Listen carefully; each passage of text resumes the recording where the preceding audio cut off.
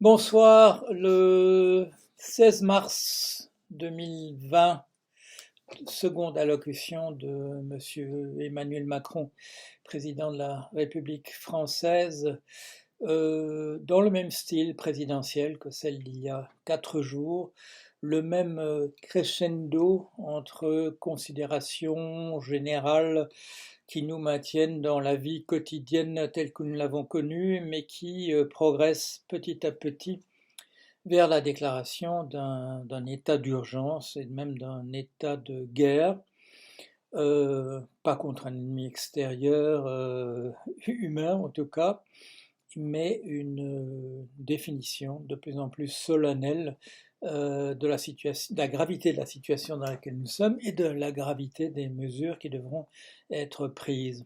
Monsieur Macron a fait la même chose que la fois dernière, c'est-à-dire qu'il a réservé à d'autres, de la même manière que lui est présidentiel, qu'il a demandé à ses ministres d'être ministériels dans la mesure où ils vont nous annoncer les mesures particulières qui vont être prises. On nous parle de collaboration au niveau européen. Il y a eu ce retour de M. Macron sur... il n'a pas utilisé l'expression d'État-providence cette fois-ci, mais il a étoffé sa critique de l'ultralibéralisme. Il nous a parlé d'une société que nous pourrions ressusciter, qui ressemble bien à celle des Trente Glorieuses et qui flirte avec l'esprit du Conseil national de la résistance. Alors je vais terminer là-dessus.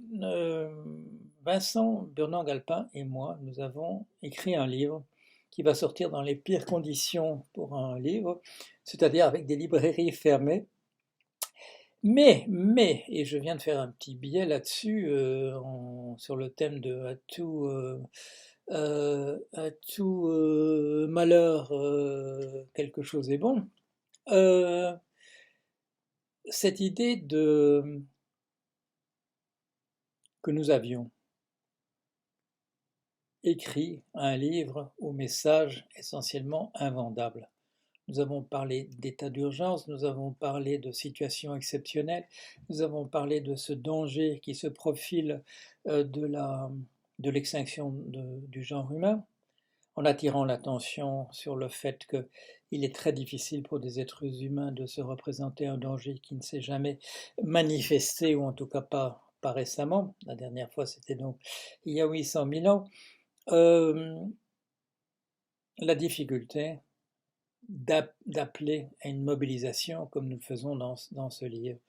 Et là, la malchance des librairies fermées pour les libraires, pour nous, se complète et se complémente par l'illustration extraordinaire de la validité du message que nous essayons de diffuser, de communiquer dans ce livre.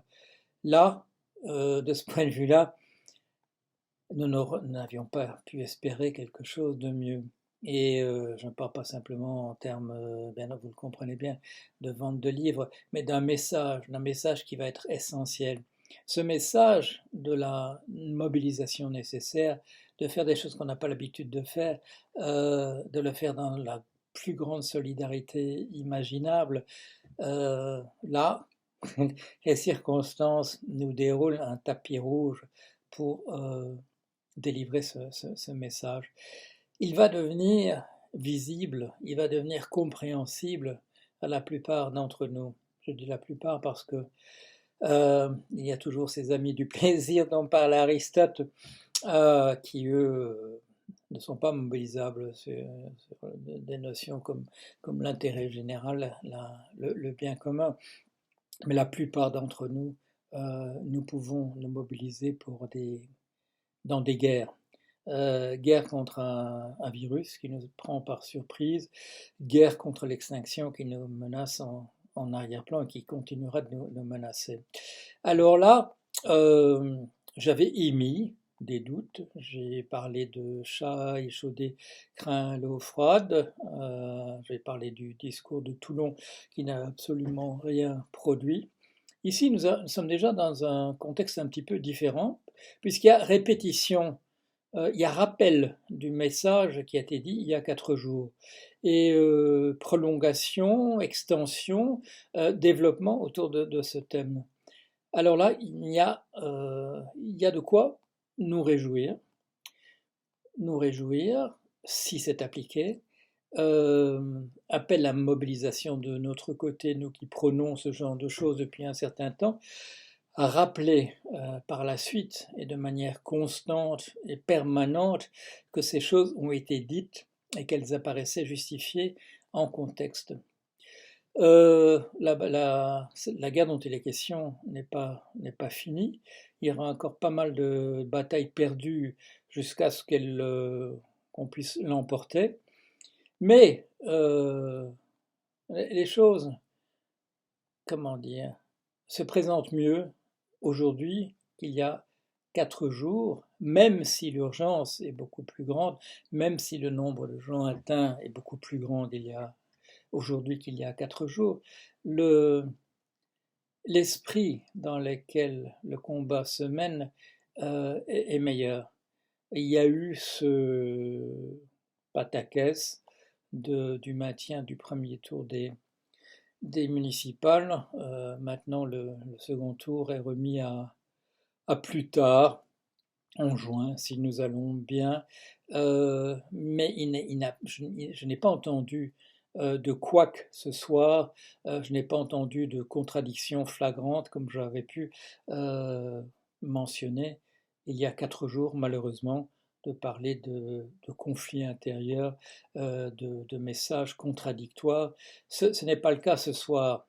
Alors nous allons voir aussi comment l'armée, la police mettent en œuvre des mesures comme celles qu'on va leur demander de faire respecter, alors que là aussi, de ce côté-là, des dérapages ne sont pas, comment dire, à écarter entièrement, surtout au vu d'une actualité récente. Alors, nous devons être vigilants, nous devons prendre au mot ce qui nous est dit. Nous ne devons pas, et ça je l'avais déjà dit à propos du discours de Toulon, nous ne devons pas cracher dans la soupe en disant ils ne feront certainement pas, ils ne feront peut-être pas, mais ça tient à nous, d'une certaine mesure, de faire en sorte que la parole donnée soit respectée.